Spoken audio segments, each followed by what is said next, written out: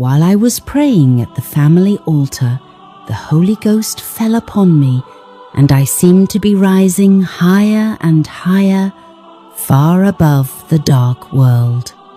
I turned to look for the Advent people in the world, but could not find them, when a voice said to me, "Look again, and look a little higher." At this I raised my eyes, and saw a straight and narrow path, cast up high above the world. On this path, the Advent people were travelling to the city, which was at the farther end of the path. They had a bright light set up behind them at the beginning of the path, which an angel told me was the midnight cry. This light shone all along the path and gave light for their feet so that they might not stumble. If they kept their eyes fixed on Jesus, who was just before them, leading them to the city, they were safe. But soon some grew weary and said the city was a great way off, and they expected to have entered it before. Then Jesus would encourage them by raising his glorious right arm, and from his arm came a light which waved over the Advent band, and they shouted, "Alleluia!"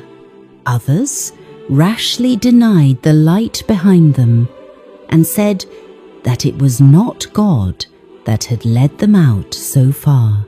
The light behind them went out, leaving their feet in perfect darkness, and they stumbled and lost sight of the mark and of Jesus, and fell off the path down into the dark and wicked world below.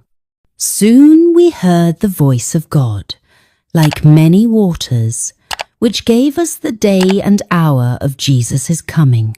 The living saints, 144,000 in number, knew and understood the voice, while the wicked thought it was thunder and an earthquake.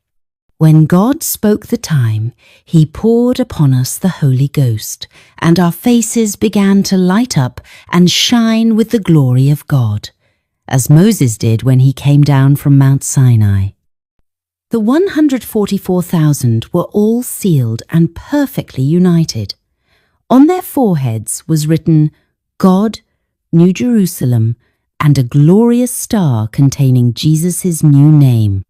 At our happy, holy state, the wicked were enraged, and would rush violently up to lay hands on us to thrust us into prison, when we would stretch forth the hand in the name of the Lord, and they would fall helpless to the ground.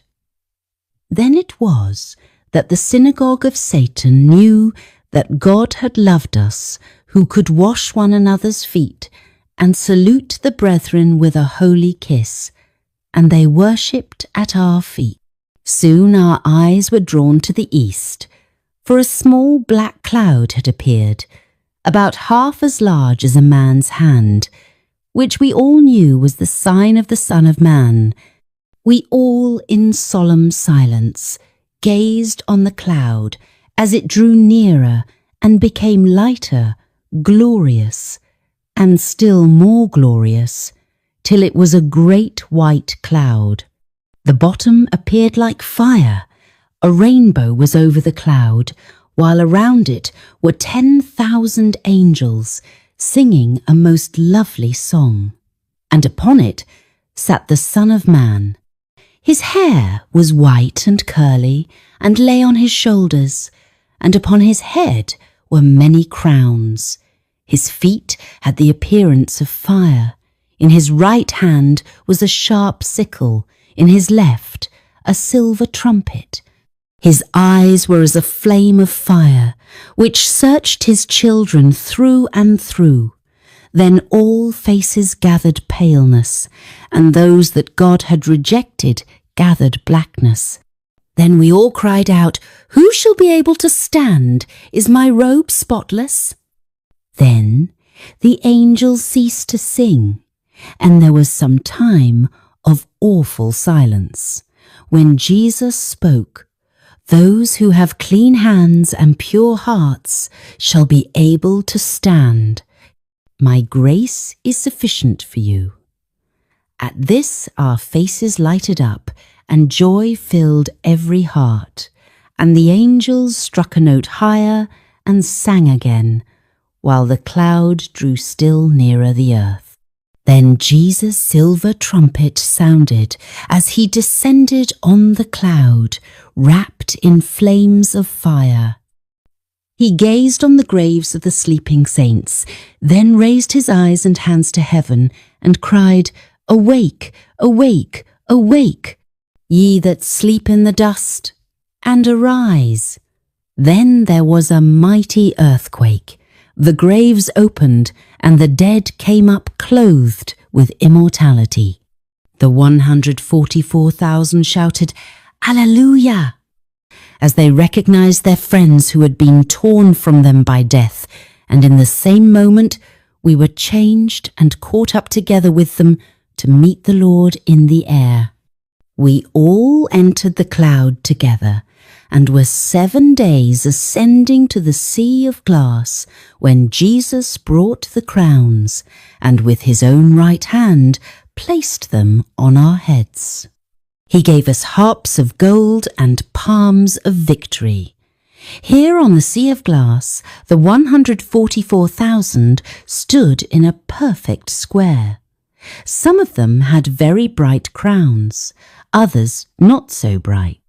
Some crowns appeared heavy with stars, while others had but few. All were perfectly satisfied with their crowns, and they were all clothed with a glorious white mantle from their shoulders to their feet. Angels were all about us as we marched over the sea of glass to the gate of the city. Jesus raised his mighty, glorious arm, laid hold of the pearly gate, swung it back on its glittering hinges, and said to us, "You have washed your robes in my blood, stood stiffly for my truth, enter in." We all marched in and felt that we had a perfect right in the city. Here we saw the tree of life and the throne of God. Out of the throne came a pure river of water, and on either side of the river was the tree of life. On one side of the river was a trunk of a tree, and a trunk on the other side of the river, both of pure transparent gold. At first, I thought I saw 2 trees. I looked again, and saw that they were united at the top in one tree. So it was the tree of life, on either side of the river of life. Its branches bowed to the place where we stood, and the fruit was glorious. It looked like gold mixed with silver. We all went under the tree and sat down to look at the glory of the place, when Brethren Fitch, who had preached the gospel of the kingdom, and whom God had laid in the grave to save them, came up to us and asked us what we had passed through while they were sleeping. We tried to call up our greatest trials, but they looked so small compared with the far more exceeding and eternal weight of glory that surrounded us, that we could not speak them out. And we all cried out, "Alleluia! Heaven is cheap enough." And we touched our glorious harps and made heaven's arches ring. With Jesus at our head, we all descended from the city down to this earth, on a great and mighty mountain, which could not bear Jesus up, and it parted asunder, and there was a mighty plain. Then we looked up and saw the great city, with 12 foundations and 12 gates, 3 on each side, and an angel at each gate. We all cried out, "The city, the great city, it's coming down from God out of heaven," and it came and settled on the place where we stood. Then we began to look at the glorious things outside of the city. There I saw most glorious houses that had the appearance of silver, supported by 4 pillars, set with pearls, most glorious to behold. These were to be inhabited by the saints. In each was a golden shelf. I saw many of the saints go into the houses, take off their glittering crowns and lay them on the shelf, then go out into the field by the houses to do something with the earth. Not as we have to do with the earth here. No, no. A glorious light shone all about their heads, and they were continually shouting and offering praises to God. I saw another field full of all kinds of flowers, and as I plucked them, I cried out, "They will never fade." Next I saw a field of tall grass, most glorious to behold. It was living green, and had a reflection of silver and gold, as it waved proudly to the glory of King Jesus.